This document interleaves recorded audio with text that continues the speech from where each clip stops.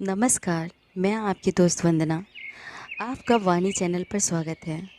यह मेरा एक प्रयास है आप सबको साहित्य से जोड़ने की और इस कथानक के परिदृश्य में आप सबको पहुंचाने की। इसके लिए आप हमसे जुड़िए और हमारे चैनल को लाइक शेयर सब्सक्राइब करें। फिर आज हम शुरू करते हैं प्रेमचंद जी का उपन्यास गोदान। थे बेचारे सरल हृदय, कई हजार की आमदनी थी, पर मैंने उन्हें हमेशा एक ही सूट पहने देखा। उनकी एक विधवा बहन थी, उनके घर का सारा प्रबंध करती थी। मिस्टर हस्बैंड को तो खाने की फिक्र ही न रहती थी। मिलने वालों के डर से कमरे का द्वार बंद करके लिखा पढ़ी करते थे। भोजन का समय आ जाता तो उनकी बहन आहिस्ता से भीतर के द्वार से उनके पास जाकर किताब बंद कर देती थी। तब उन्हें मालूम होता था कि खाने का समय हो गया। रात को भी भोजन का समय बंधा हुआ था। उनकी बहन कमरे की बत्ती बुझा दिया करती थी। एक दिन बहन ने किताब बंद करनी चाहिए तो आपने पुस्तक को दोनों हाथ से दबा लिया और बहन भाई में जोर आजमाई होने लगी। आखिर बहन उनकी पहिएदार कुर्सी खींचकर भोजन के कमरे में ले आए। राय साहब, मगर मेहता साहब तो बड़े खुशमिजाज और मिलनसार हैं, नहीं इस हंगामे में क्यों आते? तो आप फिलॉसफर ना होंगे? जब अपनी चिंताओं से हमारे सिर में दर्द होने लगता है तो विश्व की चिंता सिर पर लाद कर कोई प्रसन्न कैसे रह सकता है? उधर संपादक जी श्रीमती खन्ना से अपनी आर्थिक कठिनाइयों की कथा कह रहे थे। बस यूँ समझिए श्रीमती जी कि संपादक जी का जीवन एक दीर्घ विलाप है, जिसे सुनकर लोग दया करने के बदले कानों पर हाथ रख लेते हैं। बेचारा ना अपना उपकार कर सके न औरों का। पब्लिक उससे आशा तो रखती है कि हर एक आंदोलन में वह सबसे आगे रहे, जेल जाए, मार खाए, घर के माल असबाब की कुर्की कराए, ये उसका धर्म समझा जाता है। लेकिन उसकी कठिनाइयों की ओर किसी का ध्यान नहीं हो तो वह सब कुछ। उसे हर एक विद्या, हर एक कला में पारंगत होना चाहिए, लेकिन उसे जीवित रहने का अधिकार नहीं। आप तो आजकल कुछ लिखते ही नहीं। आपकी सेवा करने का जो थोड़ा सा सौभाग्य मुझे मिल सकता है, उसे क्यों मुझे वंचित रखती हैं? मिसेज खन्ना को कविता लिखने का शौक़ था। इस नाते संपादक जी कभी कभी उनसे मिलने आया करते थे, लेकिन घर के काम धंधों में व्यस्त रहने के कारण बहुत दिनों से कुछ लिख न सके थे। सच बात तो यह है कि संपादक जी उन्हें प्रोत्साहित करके कवि बनाया था। सच्ची प्रतिभा उनमें बहुत कम थी। क्या लिखूं, कुछ सूझता ही नहीं। आपने कभी मिस मालती से कुछ लिखने को नहीं कहा? संपादक जी उपेक्षा भाव से बोले। उनका समय मूल्यवान है कामिनी देवी। लिखते तो वह लोग हैं जिनके अंदर कुछ दर्द है, अनुराग है, लगन है, विचार है। जिन्होंने धन और भोग विलास को जीवन का लक्ष्य बना लिया, वह क्या लिखेंगे? कामिनी ने ईर्ष्या मिश्रित विनोद से कहा, अगर आप उनसे कुछ लिखा सकें तो आपका प्रचार दुगना हो जाएगा। लखनऊ में तो ऐसा कोई रसिक नहीं है जो आपका ग्राहक न बन जाए। अगर धन मेरे जीवन का आदर्श होता तो आज मैं इस दशा में न होता। मुझे भी धन कमाने की कला आती है। आज चाहूँ तो लाखों कमा सकता हूँ, लेकिन यहाँ तो धन को कभी कुछ समझा ही नहीं। साहित्य की सेवा अपने जीवन का ध्येय है और रहेगा। कम से कम मेरा नाम तो ग्राहकों में लिखवा दीजिए। आपका नाम ग्राहकों में नहीं, संरक्षकों में लिखूँगा। संरक्षकों में रानियों महारानियों को रखिए, जिनको थोड़ी सी खुशामद करके आप अपने पत्र को लाभ की चीज़ बना सकते हैं। मेरी रानी महारानी आप हैं। मैं तो आपके सामने किसी रानी महारानी की हकीकत नहीं समझता।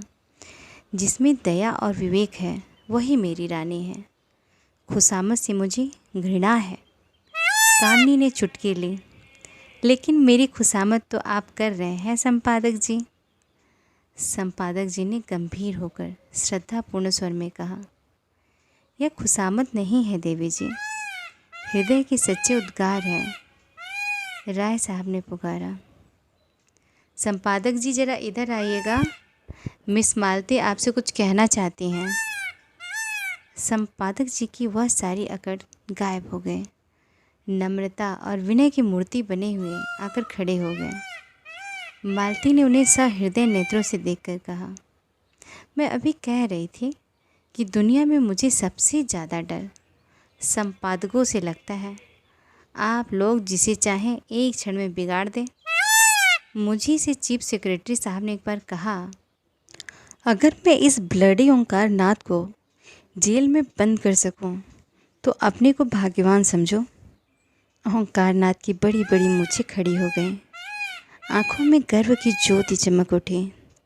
यूँ वो बहुत ही शांत प्रकृति के आदमी थे, लेकिन ललकार सुनकर उनका पुरुषत्व उत्तेजित हो जाता था। दृढ़ता भरे स्वर में बोले, इस कृपा के लिए आपका कृतज्ञ हूँ। उस बज्म में अपना जिक्र तो आता है, चाहे किसी तरह है।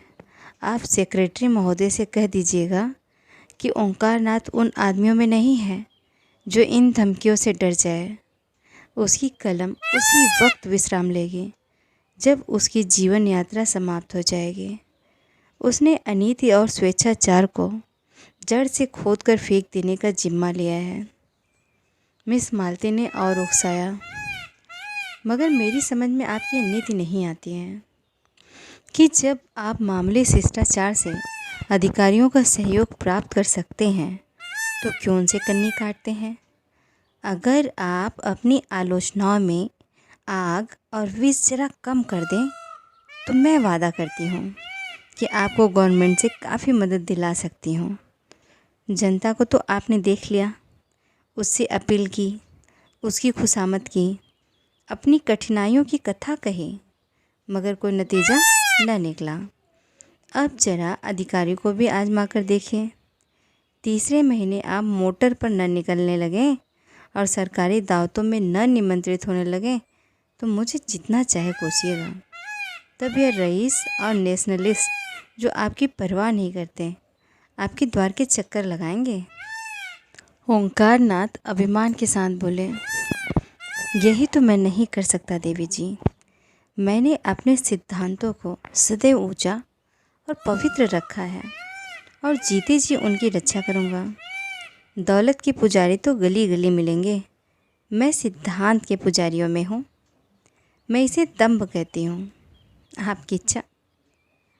धन की आपको परवाह नहीं, सिद्धांतों का खून करके नहीं। तो आपके पत्र में विदेशी वस्तुओं के विज्ञापन क्यों होते हैं? मैंने किसी भी दूसरे पत्र में इतने विदेशी विज्ञापन नहीं देखे हैं। आप बनते तो हैं आदर्शवादी और सिद्धांतवादी, पर अपने फ़ायदे के लिए देश का धन विदेश भेजते हुए आपको जरा भी खेद नहीं होता। आप किसी तर्क से इस नीति का समर्थन नहीं कर सकते। ओंकार नाथ के पास सचमुच कोई जवाब न था। उन्हें बगले झांकते देखकर राय साहब ने उनकी हिमायत की, तो आखिर आप चाहती क्या हैं? इधर से भी मारे जाएं, उधर से भी मारे जाएं, तो पत्र कैसे चले? मिस मालती ने दया करना न सीखा था। पत्र नहीं चलता तो बंद कीजिए। अपना पत्र चलाने के लिए आपको विदेशी वस्तुओं के प्रचार का कोई अधिकार नहीं। अगर आप मजबूर हैं तो सिद्धांत का ढोंग छोड़िए। मैं तो सिद्धांतवादी पत्रों को देखकर जल उठती हूँ। जी चाहता दिया सलाई दिखा दूँ। जो व्यक्ति कर्म और वचन में सामंजस्य नहीं रख सकता वो और चाहे जो कुछ हो सिद्धांतवादी नहीं है। मेहता खिल उठे। थोड़ी देर पहले उन्होंने खुद इसी विचार का प्रतिपादन किया था। उन्हें मालूम हुआ कि इस रमणी में विचार की शक्ति भी है, केवल तितली नहीं। संकोच जाता रहा। यही बात अभी मैं कह रहा था। विचार और व्यवहार में सामंजस्य का न होना धूर्तता है, मक्कारी है। मिस मालती प्रसन्न मुख में बोले, तो इस विषय में आप और मैं एक हैं और मैं भी फिलॉसफर होने का दावा कर सकती हूँ। खन्ना की जीभ में खुजली हो रही थी। बोले, आपका एक एक अंग फिलॉसफी में डूबा हुआ है। मालती ने उनकी लगाम खींची। अच्छा, आपको भी फ़िलॉसफ़ी में दखल है? मैं तो समझती थी आप बहुत पहले अपनी फ़िलॉसफ़ी को गंगा में डुबो बैठे। नहीं, आप इतनी बड़ी बैंक और कंपनियों के डायरेक्टर न होते। राय साहब ने खन्ना को संभाला। तो क्या आप समझती हैं कि फ़िलासफ़रों को हमेशा फाके मस्त रहना चाहिए? जी हाँ, फ़िलासफ़र अगर मोह माया पर विजय न पा सके तो फ़िलासफ़र कैसा? इस लिहाज से तो शायद मिस्टर मेहता भी फ़िलासफ़र ना ठहरे। मेहता ने जैसे आस्तीन चढ़ाकर कहा। मैंने तो कभी यह दावा नहीं किया राय साहब। मैं तो इतना ही जानता हूँ कि जिन औजारों से लोहार काम करता है उन्हीं औजारों से सोनार नहीं करता। आप क्या चाहते हैं? आप भी उसी दशा में फले फूलें जिसमें बबूल या ताड़? मेरे लिए धन केवल उन सुविधाओं का नाम है जिनसे मैं अपना जीवन सार्थक कर सकूं। धन मेरे लिए बढ़ने और फलने फूलने वाली चीज़ नहीं, केवल साधन है। मुझे धन की बिल्कुल इच्छा नहीं। आप वह धन जुटा दें जिससे मैं अपने जीवन का उपयोग कर सकूं। ओंकार न समष्टवादी थे। व्यक्ति की इस प्रधानता को कैसे स्वीकार करते हैं? इसी तरह हर एक मज़दूर कह सकता है कि उसे काम करने की सुविधाओं के लिए 1000 महीने की ज़रूरत है। अगर आप समझते हैं कि उस मज़दूर के बगैर आपका काम नहीं चल सकता तो आपको वह सुविधाएं देनी पड़ेंगी। अगर वही काम दूसरा मज़दूर थोड़ी सी मज़दूरी में कर दे तो कोई वजह नहीं कि आप पहले मज़दूर की खुशामद करें। अगर मज़दूरों के हाथ में अधिकार होता तो मज़दूरों के लिए स्त्री और शराब भी उतनी ही ज़रूरी सुविधा होती जितनी फ़िलासफ़रों के लिए। तो आप विश्वास मानिए, मैं उनसे ईर्ष्या न करता।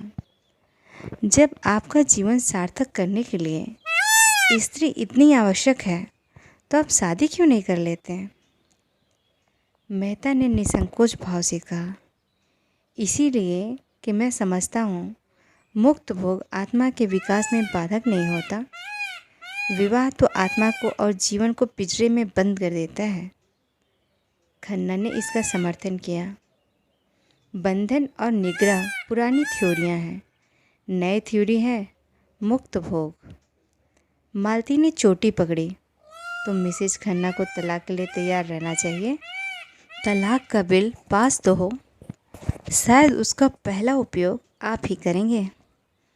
कामनी ने मालती की ओर विष भरी आंखों से देखा और मुंह सिकोड़ लिया, मानो कह रही है, खन्ना तुम्हें मुबारक रहें, मुझे परवाह नहीं। मालती ने मेहता की तरफ देखकर कहा, इस विषय में आपके क्या विचार हैं मिस्टर मेहता? मेहता गंभीर हो गए। वह किसी प्रश्न पर अपना मत प्रकट करते थे तो जैसे अपनी सारी आत्मा उसमें डाल देते थे। विवाह को मैं सामाजिक समझौता समझता हूँ और उसे तोड़ने का अधिकार न पुरुष को है न स्त्री को। समझौता करने के पहले आप स्वाधीन हैं, समझौता हो जाने के बाद आपके हाथ कट जाते हैं। तो आप तलाक के विरोधी हैं, क्यों?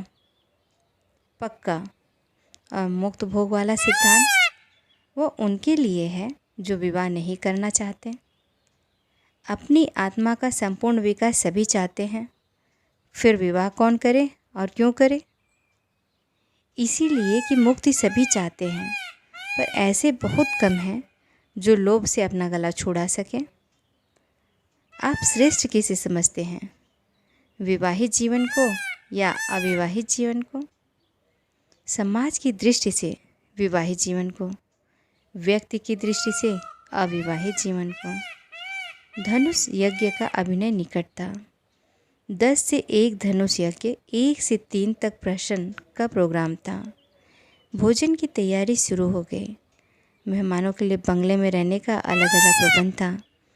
खन्ना परिवार के लिए 2 कमरे रखे गए थे। और भी कितने ही मेहमान आ गए थे। सभी अपने अपने कमरे में गए और कपड़े बदल बदल कर भोजनालय में जमा हो गए। यहाँ छूत छात का कोई भेद न था। सभी जातियाँ और वर्णों के लोग शांत भोजनालय में जमा हो गए। केवल संपादक ओंकार नाथ सबसे अलग अपने कमरे में फलाहार करने गए और कामिनी खन्ना को सरदर्द हो रहा था। उन्होंने भोजन करने से इनकार किया। भोजनालय में मेहमानों की संख्या 25 से कम न थी। शराब भी थी और मांस भी। इस उत्सव के लिए राय साहब अच्छी किस्म की शराब खास तौर पे खिंचवाते थे। खींची जाती थी दवा के नाम से, पर होती थी खालिस शराब। मांस भी कई तरह के पकते थे, कोफ्ते, कबाब और पुलाव, मुर्ग, मुर्गियाँ, बकरा, हिरन, तीतर, मोर, जिसे पसंद जो हो वह खाए। भोजन शुरू हो गया तो मिस मालती ने पूछा, संपादक जी कहाँ रह गए? किसी को भेजो राय साहब, उन्हें पकड़ कर लाए। राय साहब ने कहा, यह वैष्णव हैं, उन्हें यहाँ बुलाकर क्यों बेचारे का धर्म नष्ट करोगे? बड़ा ही आचारनिष्ठ आदमी है। अजी और कुछ न सही तमाशा तो रहेगा। सहसा एक सज्जन को देखकर उसने पुकारा, आप भी तशरीफ़ रखते हैं मिर्ज़ा खुर्शीद? यह काम आपके सुपुर्द। आपकी लियाकत की परीक्षा हो जाएगी। मिर्ज़ा खुर्शीद गोरे चिट्टे आदमी थे, भूरी भूरी मूछें, नीली आँखें, दोहरी दें, चाँद के बाल सफाचट, छकलिया अचकन और चूड़ीदार पजामा पहने थे। सूफी मुसलमान थे, 2 बार हज कराए थे, मगर शराब खूब पीते थे। कहते थे, जब हम खुदा का हुक्म भी कभी नहीं मानते हैं